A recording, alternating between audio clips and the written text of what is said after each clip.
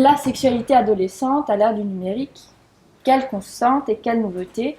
Et bah peut-être qu'on peut commencer avec les constantes, parce que les nouveautés, je pense qu'on en a plein en tête tous. Mais alors finalement, est-ce qu'il y en a déjà? Du coup, au CRIPS, en fait, on fait des animations d'éducation à la sexualité. En général, c'est des animations de 2 heures.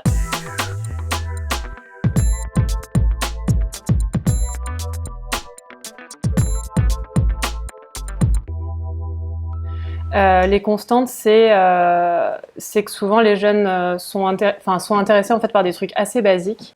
Il y a l'anatomie par exemple, à quoi ça ressemble un sexe, c'est quoi les règles, comment fonctionne le corps, des choses assez basiques en fait qui reviennent quasiment systématiquement à chaque animation. Il y a un gros thème aussi qui est très présent, c'est la première fois. Donc ça, c'est quelque chose qui questionne beaucoup les jeunes. Alors c'est très genré parce que du coup, les questionnements des filles et des garçons ne sont pas les mêmes sur les questions de la première fois. Les filles, ça va être la douleur, est-ce qu'il y a du sang, pas du sang, est-ce qu'il faut qu'il y ait du sang, c'est quoi la première fois, c'est quoi être vierge, etc.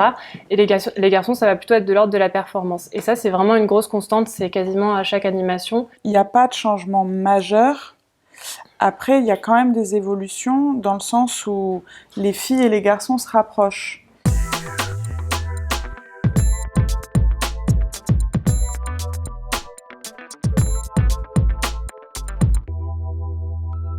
Le contrôle parental qui est exercé sur les femmes, il est il est probablement moindre qu'il ne l'a été avant, parce que la représentation de la virginité, elle évolue aussi, la question du mariage. Donc du coup, la découverte, elle se fait, pour les garçons, c'est stable, et pour les filles, elles rejoignent un peu les garçons dans l'âge. Et puis il y a aussi, on est sur du déclaratif, et il y a aussi le fait que peut-être que ça ne changeait pas dans les faits, mais en tout cas au niveau déclaratif, les gens maintenant s'autorisent peut-être à dire l'âge qui est peut-être plus proche de la réalité pour les filles.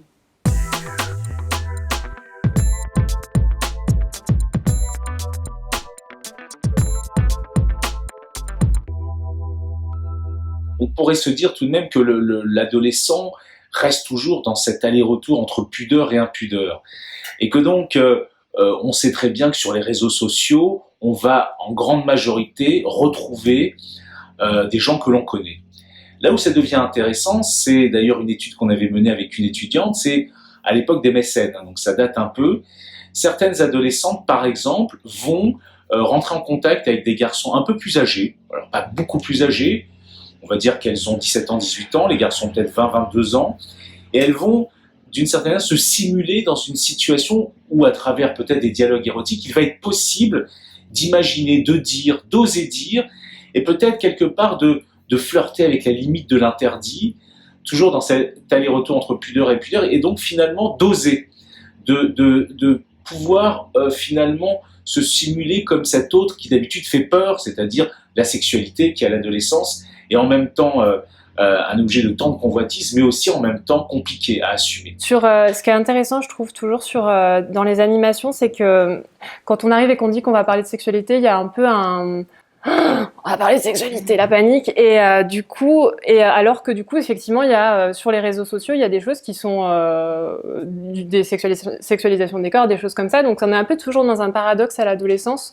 où on va parler de sexualité. Il y a des jeunes des fois qui n'ont pas envie d'en parler, qui vont l'exprimer, ou alors qui refusent carrément de parler de sexualité. Alors qu'à côté de ça, c'est vrai qu'il y a cette explosion, surtout des réseaux sociaux, où on en parle beaucoup, où on va se montrer beaucoup. C'est un peu un paradoxe, effectivement. Je pense que les premières questions, elles sont liées aux intérêts du jeune, c'est-à-dire où ça va être très anatomique, et puis au fur et à mesure, une fois qu'on est plus tranquille avec ça, on peut passer à autre chose. Et là, c'est plus dans ce que les jeunes vont rechercher. Il y a par exemple des groupes de filles qui vont constituer un profil ensemble, qui vont discuter ensemble du profil qu'elles vont construire, et qui vont aller jouer, entre guillemets, avec ça, à des jeux de séduction, et finalement, elles co-apprennent entre elles. Je pense que ça leur permet de tester la séduction, un peu tous les rouages qu'il y a là-dedans de façon un peu ludique, et où il n'y a pas de danger en fait. Et le fait que ça soit co-construit, je trouve que c'est intéressant parce que c'est vraiment le fait qu'elle se l'approprie de façon collective, et ce qui est peut-être sans que ça ait forcément lien avec le numérique ou pas, j'en sais rien. Mais le fait que les filles, peut-être adolescentes aujourd'hui, s'autorisent peut-être plus facilement à parler de sexualité entre pairs qu'à d'autres époques. À travers Internet, les filles parfois l'utilisent comme un outil d'épanouissement, comme une manière au fond de revendiquer avec moins de culpabilité leurs désirs, leur affirmation sexuelle.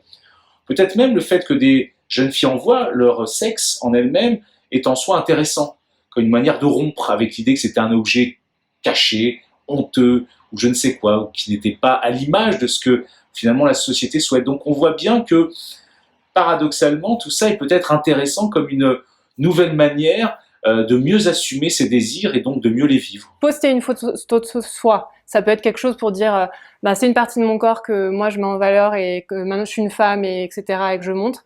Et envoyer une photo et que cette photo soit récupérée via Twitter, sur Snap surtout, enfin c'est Snap, ils parlent beaucoup de Snap les jeunes. Ça c'est encore autre chose parce que c'est dans le cadre d'une personne qui va se retrouver harcelée. Il y a aussi la question sous-jacente un peu du consentement et de ce que les personnes en font et de la confiance, parce que dans les consultations j'entends des jeunes femmes qui se plaignent de ça en me disant bon voilà, j'essaye de rencontrer des gens, etc. Et en gros, au bout du 3e texto, le mec m'envoie sa bite en photo, bof. Et là, la personne se sent agressée, et je la comprends. C'est aussi dans les étapes de séduction qu'il y a quelque chose qui colle pas, en fait. Enfin, c'est aussi qu'on franchit des étapes à un moment où c'est pas le bon moment. Je me suis rendu compte, alors avec la créativité qui exigeait plus les blogs, que finalement les différentes facettes adolescentes pouvaient se mettre en scène. Donc souvent les adolescents n'avaient pas un blog, mais 4 ou 5 blogs, où chacune de ces facettes, la tristesse, la sexualité, la culture ou les autres, pouvaient finalement se vivre les unes à côté des autres. Et les likes, d'une certaine manière, les commentaires, les clics, venaient confirmer ou infirmer quelque chose qui était celle de la construction adolescente. Je trouve que c'est pas simple de discuter du numérique avec les ados. Je trouve que c'est presque plus facile de discuter de la sexualité que du numérique, parce que sur la question du numérique, ils sont largement plus compétents que nous. Et ça nous fait peur. Enfin, en tout cas, je trouve que ça fait fantasmer beaucoup de choses, beaucoup de craintes, parce qu'en plus, Internet, c'est quand même ultra puissant. On sait qu'il peut y avoir des choses dangereuses qui peuvent échapper au contrôle, et que les adolescents, ils sont dans des prises de risques, donc ça fait un petit peu un côté bombe.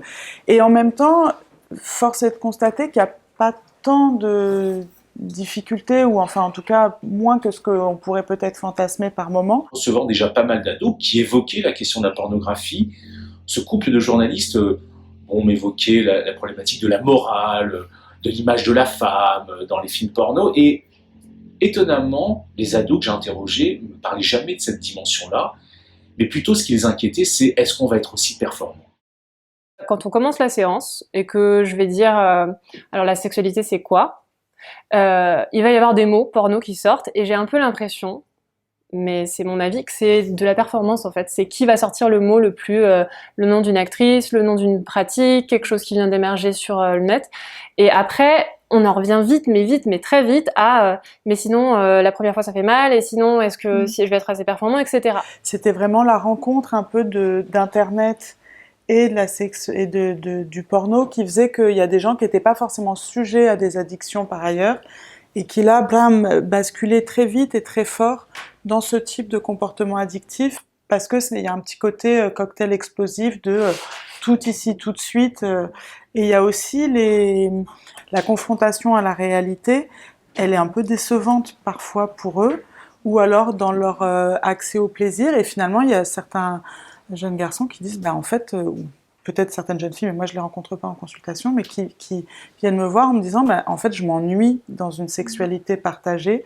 Je suis vachement plus confortable dans la sexualité porno, c'est plus familier pour moi, et du coup, au bout d'un moment, ça leur pèse, et donc ils viennent en consultation. Mais en tout cas, moi, je trouve que c'est un peu spécifique de cette façon, enfin, du numérique en quelque sorte. La question, c'est de savoir est-ce que ça peut être un support au fantasme finalement, et donc comment faire, et donc aller voir, et puis c'est quelque chose qui nourrit un peu et qu'on intériorise et qu'on le fait sien et qu'on peut mettre en pratique à sa manière dans la relation avec une autre personne, ou bien est-ce on va chercher cette normalité en collant une image, une représentation qu'on se construit face à ça. Et c'est là où, enfin, moi je trouve que c'est très en lien avec la question du sens critique, un peu pareil pour la télé-réalité.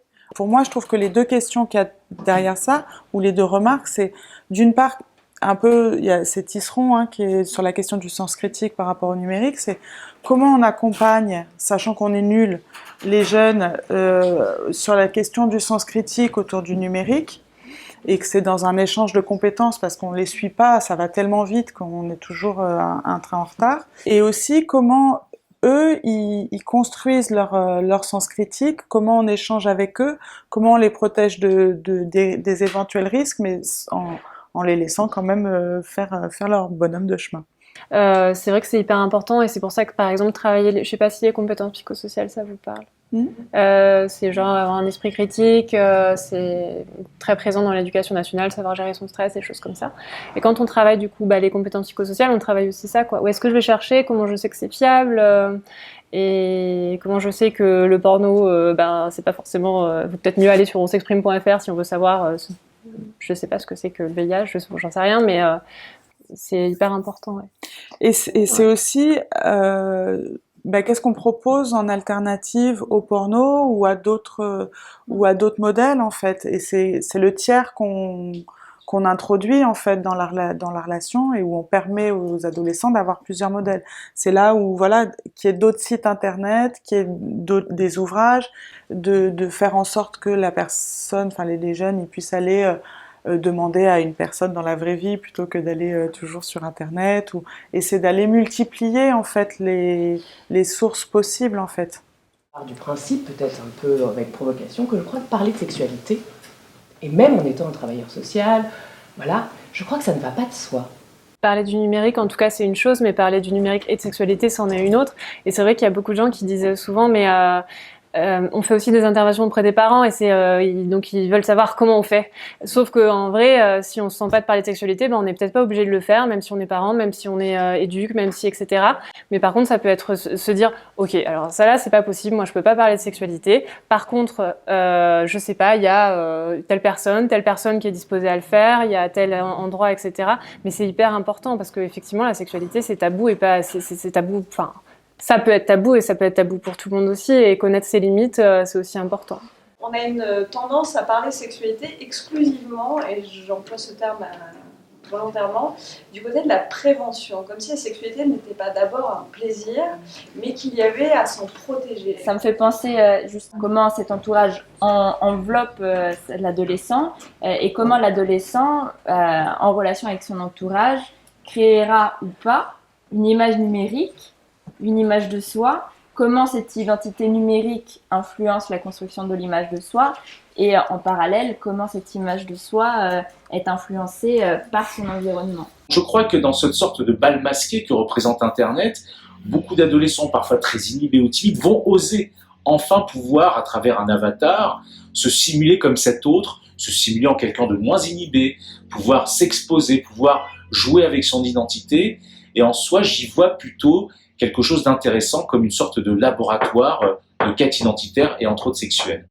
Moi, je trouve que c'est intéressant pour certains jeunes de pouvoir, par exemple, un jeune qui est très impopulaire, qui n'a pas d'habileté sociale, qui va être un peu le bouc émissaire d'un groupe, ou Internet, ça lui donne un peu une deuxième chance d'aller explorer d'autres façons d'être, ou par exemple une adolescente qui est dans un univers où il y a beaucoup de regards sociaux, de jugements. Elle va pouvoir, à travers Internet, se créer, aller explorer des parties d'elle-même où ça lui donnera une certaine liberté, puisque finalement, ce que tu disais tout à l'heure avec les smartphones, on est sagement chez soi, dans sa chambre, et on peut faire des trucs un peu fous.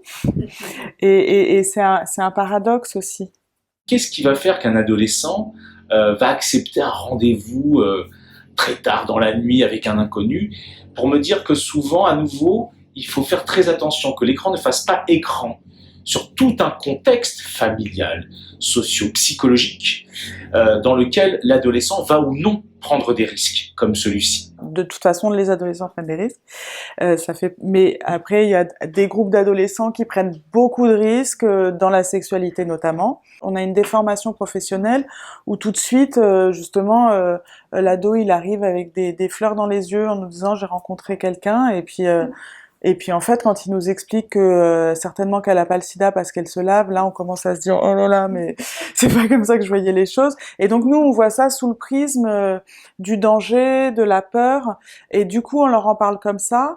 Et comme on leur en parle comme ça, bah ils tournent les talons et ils veulent plus parler avec nous de sexualité. Donc c'est compliqué toute cette question de, on sent que en termes d'image, enfin, dans leur construction et dans les prises de risques qu'ils font, ils sont très fragiles et pas que parce qu'il y a Internet, mais finalement, le numérique, ça vient dépotentialiser les prises de risques aussi. Quand les jeunes, ils ont pas envie de parler de sexualité ou que ça les dérange, c'est un super biais de parler des relations amoureuses, par exemple. C'est quoi ils adorent parler de la jalousie. Voilà, donc on peut passer 1 heure à parler de la jalousie. Qu'est-ce qui est acceptable, pas acceptable? Ça fait aussi partie des thématiques de l'éducation à la sexualité. Voilà, se sentir bien dans une relation. Moi, j'ai remarqué notamment les jeunes filles là dans la nouvelle génération d'adolescentes, en tout cas, qui s'épilent pas du tout. Et voilà, justement par rapport au code du porno, c'est pas ce à quoi on pourrait s'attendre. Et je trouve que c'est une façon.